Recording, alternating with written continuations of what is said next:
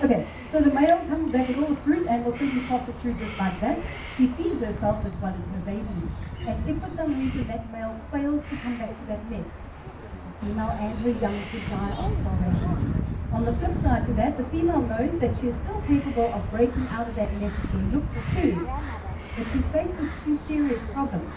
Because she's molted out her tail and wing feathers, means that she won't get very far in search of food, and also by leaving the nest, means that she'll be leaving her young vulnerable to predators like snakes, possibly even larger birds. Now, I don't know about you, but I thoroughly enjoy the way this granny over here came hopping and bouncing out onto stage. You've got cameras with you, get them ready because we're going to get us to do a final hop view across the stage. Hope you guys are ready for this. Come on, Guy, and let's show them how we bounce at our pop, baby. Oh, yeah. Reminds me of the chicken. How beautiful we call this. Thank you, Guy.